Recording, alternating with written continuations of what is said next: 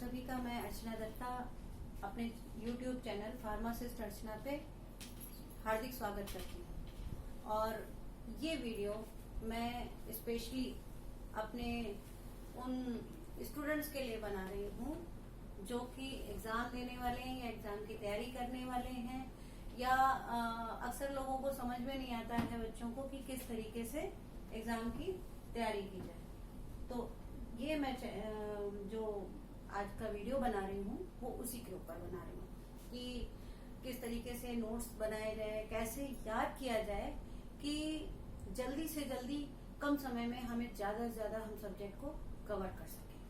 तो इसके लिए आइए चलते हैं, हम कुछ तरीके, कुछ पॉइंट्स हम लेकर के आए हैं जिससे कि आपकी तैयारी बहुत कम समय में और ज्यादा से ज्यादा जो है आप सिलेबस को कवर कर सकते हैं। क्योंकि होता क्या है कि जब हम एग्जाम की तैयारी करने बैठते हैं तो अक्सर हम पूरी बुक पलटते हैं और पूरी बुक में पूरे चैप्टर जब हम याद करने बैठते हैं और वो पूरे जो थ्योरी और वो सब पढ़ते पढ़ते ही हमारे कुछ ही चैप्टर तैयार हो पाते हैं और कुछ चैप्टर तब भी छूट जाते हैं जल्दी में। तो हमें पता ही नहीं होता है कि कैसे हम इसको प्रिपेयर करें कि बहुत थोड़े टाइम में हम अच्छे से अच्छा प्रेजेंटेशन भी कर पाए, अच्छे से अच्छा लिख भी पाए और याद भी कर पाए। तो आइए शुरू करते हैं हम। मैंने कुछ टिप्स बनाए हैं, जैसे कि मेक टाइम टेबल। सबसे शुरुआत ये होती है कि आप अपना टाइम टेबल सेट कर लीजिए। सबसे पहले तो ये है कि सुबह आप उठे, उसके बाद आप फ्रेश हो रहे हैं, फ्रेश होकर के आपने उसके बाद जितना भी पूरे दिन का टाइम है रात तक का, उसको आप आवर्स में बांट लीजिए और अपने सभी सब्जेक्ट को कवर करते हुए कि किस सब्जेक्ट को आपको 1 घंटे का टाइम देना है, किस सब्जेक्ट को आपको आधे घंटे का टाइम देना है, जो आपको ज्यादा आता है वो आपको 15 मिनट या आधा घंटा देना है, जो कम आता है उसके लिए आप थोड़ा ज्यादा टाइम निकालिए उसको पढ़ने के लिए। तो इस हिसाब से आप अपना टाइम टेबल सबसे पहले तो सेट कीजिए कि आप सुबह से शाम तक कब क्या क्या पढ़ेंगे। और साथ ही ये जरूर रखिएगा कि डेली आपको सारे सब्जेक्ट पढ़ने, ये नहीं कि जो अच्छा लगता है हम वही पढ़ें या जो नहीं आता केवल हम वही लेके पढ़ें। आपको सारे सब्जेक्ट रोज पढ़ने हैं, क्योंकि जब आप सारे सब्जेक्ट रोज पढ़ेंगे तो आपका मैक्सिमम कोर्स भी कवर होगा और साथ में ये भी होगा कि आप हर चीज का रिवीजन करते जाएंगे। जो आता है आप उसको रिवाइज करिए, लेकिन आप डेली बेसिस पे सारे सब्जेक्ट पढ़िए। इसके बाद wake up early in the morning. Wake up early in the morning का मतलब ये हुआ कि आप सुबह जल्दी उठिए। कम से कम 4 बजे नहीं उठ सकते तो 5 या बहुत है तो 6 बजे तक तो उठ ही जाइए। क्योंकि उसमें क्या होता है कि आपका टाइम टेबल जो मैंने पहले बताया वो टाइम टेबल आपका बिल्कुल सुबह से शुरू हो जाता है। अगर आप देर से उठने वाले हैं तो आधा दिन तो आपका ऐसे ही निकल जाएगा, फिर आप सुस्ती में रहेंगे, फिर उसके बाद जो है फ्रेश होंगे, करते करते आधा दिन निकल गया और फिर उसके बाद टाइम टेबल लेके ना रहे। तो लिहाजा सुबह जल्दी उठिए, सुबह माइंड फ्रेश होता है, सुबह हम जो भी चीज याद करते हैं वो हमको जल्दी याद हो जाती है। इसलिए कोशिश कीजिए कि सुबह जितनी जल्दी उठ सकते हैं 5 बजे 6 बजे आप उठ जाइए हर हालत में। अच्छा तो होगा कि आप 4 बजे उठ जाइए, क्योंकि सुबह जो माइंड होता है वो फ्रेश होता है, सुबह माहौल भी शांत होता है, अच्छी हवा चल रही होती है और उस समय आप जब फ्रेश माइंड से उठते हैं आप जो भी याद करेंगे आपको जल्दी याद हो जाएगा। तो सुबह आप जल्दी उठिए। नेक्स्ट है set your time as per examination time. Examination time के हिसाब से टाइम सेट करने का मतलब यह है कि मान लीजिए कि आपकी आदत है 10 बजे सो के उठने की और टाइम टेबल जो आपका एग्जाम शुरू हो रहा है वो 9 बजे शुरू हो रहा है। आप 10 बजे रोज सो के उठने वाले, 9 बजे आप एग्जाम देने जाएंगे तो डेफिनेटली ये होगा कि आप सुबह स्पेशली उस दिन 10 बजे उठने वाले, अब 9 बजे पेपर देने जाना है तो जाहिर सी बात है कि आप जो है स्पेशली उठेंगे 6 बजे 7 बजे, लेकिन आपकी आदत तो 10 बजे उठने की, यानी कि आपका माइंड तो सो रहा है, आपके माइंड को उस समय नींद की जरूरत है। इसलिए अपना एग्जाम टाइम देखते हुए अपने जगने का टाइम जरूर सेट कीजिए। कोशिश कीजिए कि सुबह जल्दी उठ करके आप अपनी दिनचर्या शुरू कर दीजिए, क्योंकि अगर आपकी आदत है, आपका रूटीन है कि आप जो है सुबह जल्दी उठ जाते हैं, तो आपका 9 बजे पेपर हो या 8 बजे पेपर हो, आपका माइंड जगा हुआ होगा। इसलिए एग्जाम टाइम के अकॉर्डिंग जरूर सेट कीजिए। ये नहीं कि जिस दिन एग्जाम होगा उस दिन आप जल्दी उठ जाएंगे। उसमें होगा ये कि आप जब पेपर देने बैठेंगे आप आधे कंफ्यूज होंगे और आपको जो है समझ में नहीं आएगा क्या करें, क्योंकि आपका दिमाग का सोने का टाइम है। तो कोशिश कीजिए एग्जाम टाइम से कम 3 घंटे पहले जगने की आदत डाल लीजिए। कम से कम ये भी आदत 1 महीने पहले से तो जरूर डालिए, क्योंकि हमारा दिमाग 28 दिन तक जो काम लगातार करता है, हमारे दिमाग को उसकी आदत पड़ जाती है। इसलिए कोशिश कीजिए कि जल्दी उठिए। नेक्स्ट है कि पॉइंट वाइज अपने नोट्स बनाइए। अगर पॉसिबल है तो चार्ट, फ्लो चार्ट्स या डायग्राम जरूर बनाइए। चार्ट, फ्लो चार्ट या डायग्राम बनाएंगे तो होगा क्या कि आप जल्दी याद कर लेंगे चीज को। आपने मान लीजिए थ्योरेटिकल पार्ट है, आपको जल्दी नहीं याद हो रहा, आप उसके पॉइंट्स, इंपॉर्टेंट पॉइंट्स बना लीजिए। अलग अलग कलर के पेपर से नंबरिंग करके इस तरीके से आप अलग अलग पॉइंट्स बना लीजिए। आपको देखिए जल्दी याद हो जाएगा। अरे इसमें तो 10 पॉइंट याद किए थे या इसमें 8 पॉइंट याद किए थे, तो ये चीज जरूर रखिए। नेक्स्ट है चार्ट। अब अगर पॉसिबल है उस टॉपिक में चार्ट, या जैसे मान लीजिए क्लासिफिकेशन है या किसी तरीके का कुछ है, तो हम चार्ट से उसको बहुत आसानी से रिप्रेजेंट भी कर सकते हैं। उसको हम अगर नोट्स में वैसा बनाएंगे तो हमको जल्दी याद आ जाएगा।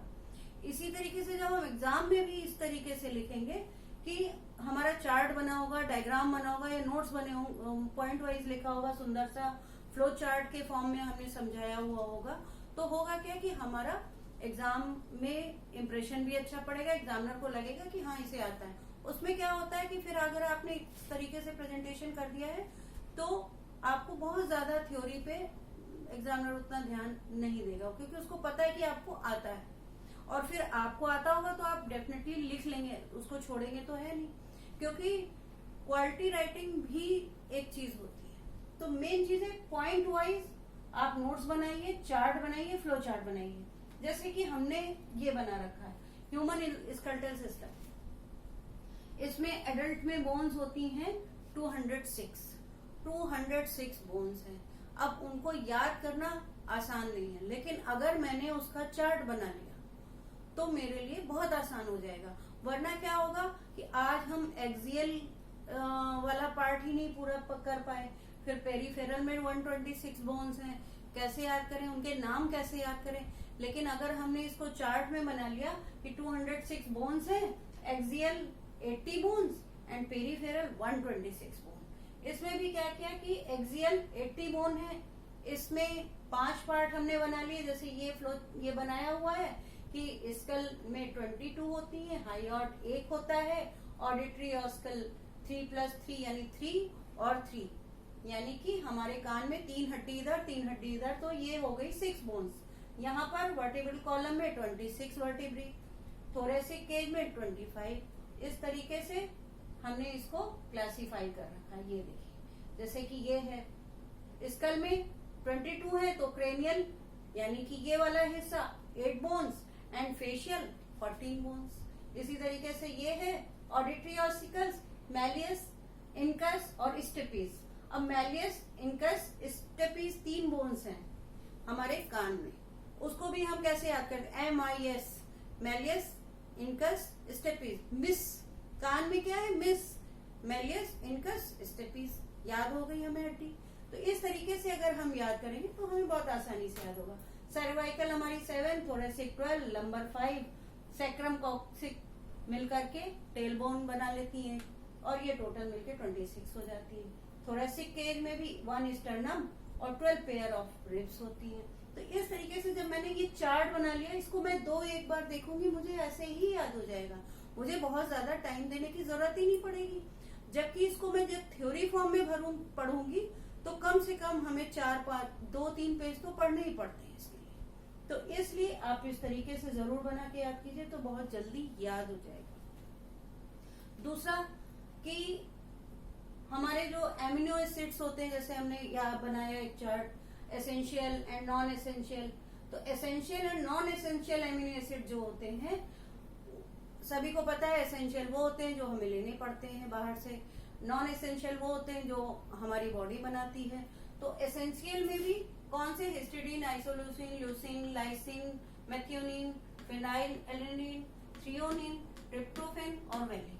अब इसमें हमने क्या किया, इसको याद करने का तरीका ये ढूंढ लिया कि सबके मैंने फर्स्ट लेटर ले लिए HILLMPTTV और मैंने डाल दिया HILMPTTV।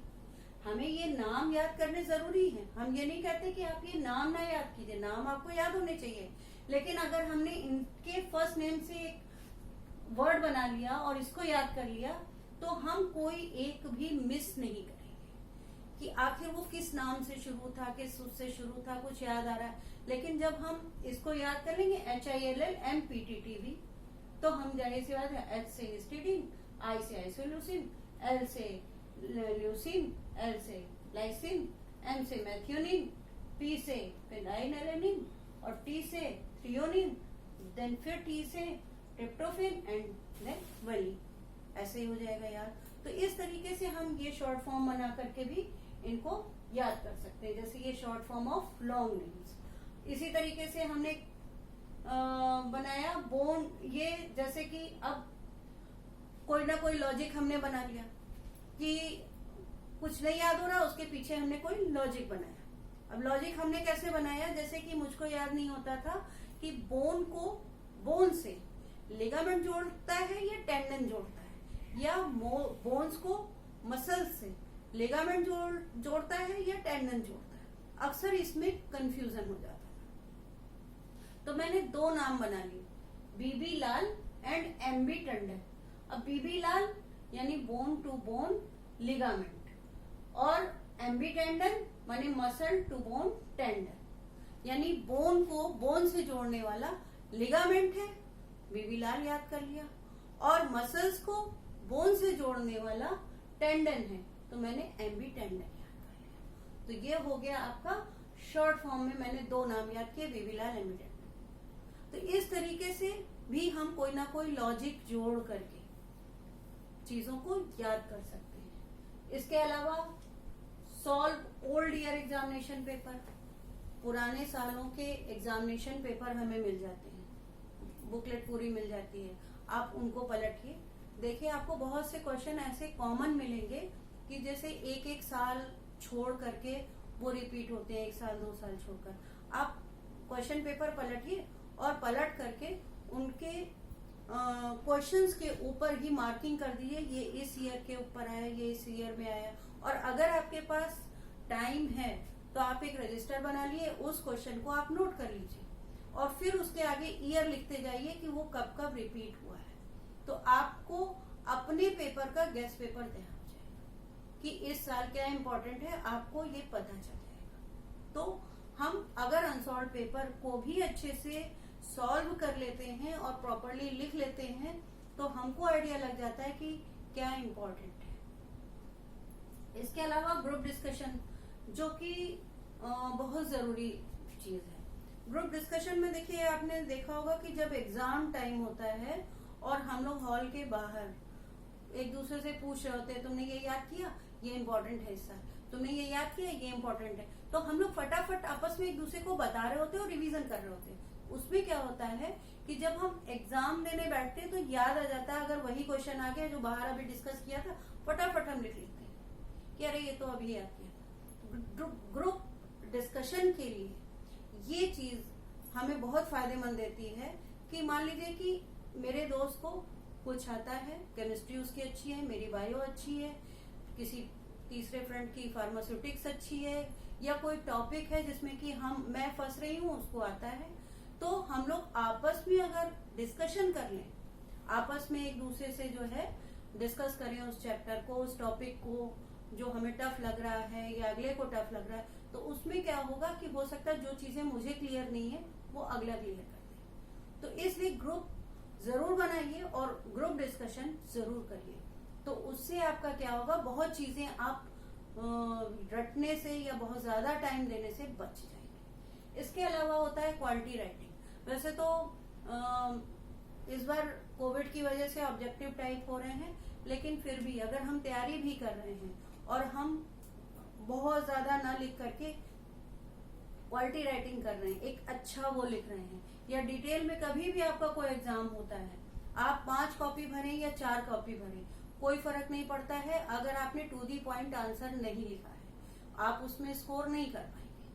अगर आप टू दी पॉइंट लिख रहे हैं तो भले ही आपने 1 कॉपी या 2 कॉपी में सारे आंसर दे दिए हों और आपका टू दी पॉइंट है आंसर, साथ में चार्ट्स बने हैं, डायग्राम बना है प्रॉपरली समझाने के लिए, तो 100% आपको नंबर बहुत अच्छे मिलेंगे। उसके लिए किसी भी 5-6 कॉपी की जरूरत नहीं है, क्योंकि किसी भी क्वेश्चन का आंसर अगर आप उसी दायरे में रह के कर रहे हैं कि जो चीज पूछी जा रही है आप उसी का आंसर दे रहे हैं, तो आपको अच्छे नंबर मिलते हैं।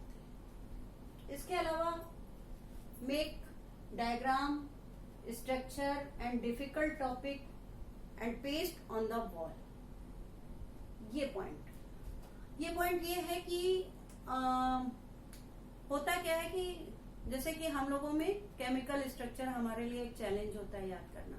बड़े बड़े केमिकल स्ट्रक्चर होते हैं मेडिसिन के, तो मेरी आदत थी कि जिस भी मेडिसिन का केमिकल स्ट्रक्चर मुझे टफ लगता था या जो भी प्रोसीजर मुझे टफ लगता था, उसका फ्लो चार्ट या चार्ट या केमिकल स्ट्रक्चर मैं A4 शीट पे या A5 शीट पे उसको कलरफुल पेन से बना लेती थी। और बनाने के बाद मेरे रूम में जितने भी डोर्स लगे थे या कबर्ड थी, उसके वो वुडन कबर्ड थी, उसका जो है दरवाजे पे मैंने उसमें ये सब पेस्ट कर रखे थे, या मेरे टेबल के सामने मैंने पेस्ट कर रखे थे। तो उससे क्या होता था, जितनी बार मैं निकलती थी उधर से उसको मेरी नजर मेरे उस पे पड़ती थी। उससे क्या होता था, बिना खड़े होके रटने या याद करने के हमको बहुत कम टाइम पे वो चीज याद हो जाती, क्योंकि हम लोग की आदत पड़ जाती है कि फिर पेस्ट है, अच्छा एक बार नजर डाल लिया, ये इधर ये लिखा, अच्छा ये नजर गई, तो आपके दिमाग में बैठ जाएगा। क्योंकि एक और बात होती है कि जो चीज हम पढ़ते हैं उसको हम बोल के याद करें और लिखते जाएं तो आपको जल्दी याद होती है। क्योंकि जो चीज आंख देखती है, कान सुनते हैं और हाथ लिखता है, वो हमारी सारी चीजें काम कर रही होती हैं, तो हमें जल्दी याद हो जाता है दिमाग में। और फिर जब हम ये चीजें पेस्ट करके बना करके लगाएंगे, आप रेडीमेड मत लगाइएगा, आप बना के लगाइए। बना के लगाएंगे तो क्या होगा, आपकी प्रैक्टिस होगी। आपने बनाया एक, तो वो बनाने के बाद आपने लगाया, लगाने से क्या है कि आप 2-3 बार आपने मेहनत की, आप उसको 2-3 बार जरूर देखेंगे। कुछ नहीं तो यही देखेंगे कि हाँ कलरफुल बना है, बहुत अच्छा लग रहा है, लेकिन उस देखने में भी आपको जो है तमाम चीजें दिख जाएगी, वो स्ट्रक्चर याद हो जाएगा, वो फ्लो चार्ट याद हो जाएगा। तो ये काम जरूर करके देखिएगा। और अंत में सबसे बड़ी चीज है कंसंट्रेशन। कंसंट्रेशन जरूर बना के रखिए। अगर आप सारी चीजों से दिमाग हटाकर अगर आप पढ़ने बैठे हैं तो सिर्फ पढ़ाई कीजिए, उस समय कोई और चीज आपके दिमाग में नहीं आनी चाहिए। क्योंकि कंसंट्रेशन जो होता है वो ऐसी चीज है कि आपका जो टाइम आप 2 घंटे में जो चीज याद करते हैं, अगर आप कंसंट्रेट होकर के उसको पढ़िए या याद कीजिए तो वो आपका शायद आधे घंटे में ही याद हो जाएगा, क्योंकि आप पूरे मन से उस चीज को पढ़ रहे हैं। तो ये जरूर रखिए कि कंसंट्रेशन जरूर मेंटेन रखिए। जैसे कि हम लोग गेम खेलते हैं और कोशिश करते हैं कि कोई डिस्टर्ब ना करे, और पूरे दिमाग लगा करके हम लोग जो है पबजी खेल रहे होते हैं या कोई गेम खेल रहे होते हैं, तो बिल्कुल वही कंसंट्रेशन हमको पूरा दिमाग लगाना चाहिए पढ़ाई में, ना जैसे कि हम गेम खेलते हैं। तो पढ़ाई भी एक गेम के रूप में लीजिए, उसको पढ़िए, एक उसको सरदर्दी मत लीजिए, उसको बिल्कुल इजी वे में पढ़िए। जब आप उसको इंटरेस्ट लेके पढ़ेंगे तो देखिए आपको याद भी बहुत जल्दी हो जाएगा और आपको कंसंट्रेशन भी बनेगा। तो आखिरी में मेरा यही कहना है कि अच्छी नींद लीजिए, टाइम टेबल बनाइए। इसके अलावा आप जो है फ्लो चार्ट, डायग्राम, इन सब चीजों पे जब ध्यान देंगे तो आपको थ्योरी कम पढ़नी पड़ेगी, मतलब ये है कि उसमें टाइम उतना नहीं लगेगा। और इसके अलावा जो जो तरीके मैंने बताए हैं आप सारे टॉपिक का जो है, जो टफ टॉपिक है उनका कोई लॉजिक बना करके उसको याद करने की कोशिश कीजिए। इस तरीके से जब आप लॉजिक्स बना लेंगे तो आपको जल्दी चीजें याद हो जाती हैं और हमेशा मेमोरी में रहती हैं। जैसे मैंने एग्जांपल दिया बेबीलाल, एम बी टंडन, तो वो मैंने लॉजिक मेरा बनाया था मेरी मैडम ने इंटर में, और वो मुझे अभी तक याद है। तो ये चीज जो है, सारी चीजें ध्यान रखते हुए जो मैंने आज आपको बताया वो जरूर आपके लाइफ में यूजफुल होंगी किसी भी एग्जाम के लिए, चाहे वो फार्मेसी का हो या कल को आप किसी और कंपटीशन में बैठते हैं। तो इस बातों का जरूर ध्यान दीजिएगा। और साथ ही साथ आपसे यही कहना चाहेंगे कि ऑब्जेक्टिव टाइप क्वेश्चन आ रहे हैं, अगर नेगेटिव मार्किंग नहीं है तो सबसे पहले उन क्वेश्चन को अटेम्प्ट कीजिए जो आपको आते हैं, और आखिरी में वो क्वेश्चन कीजिए जो आपको नहीं आते हैं। और अगर नेगेटिव मार्किंग है, वैसे तो इस बार नहीं है, लेकिन अगर किसी भी एग्जाम में नेगेटिव मार्किंग है तो केवल उन्हीं क्वेश्चन का आंसर दीजिए जो आपको बिल्कुल सही लग रहा है। तो अंत में मैं आपसे एक बात जरूर कहूंगी, ये मेरा YouTube चैनल फार्मासिस्ट अर्चना को लाइक और सब्सक्राइब जरूर कीजिए, क्योंकि अगली बार मैं किसी न किसी टॉपिक पे आकर के डिस्कशन करूंगी जो आपके चैप्टर से होगा। जैसे स्केलेटन सिस्टम भी हो सकता है, या फार्मास्यूटिक्स का कोई टॉपिक हो सकता है, या केमिस्ट्री का कोई टॉपिक हो सकता है। इसके लिए आपको मेरे साथ अपडेट रहना होगा और सब्सक्राइब जरूर कीजिए। Thank you.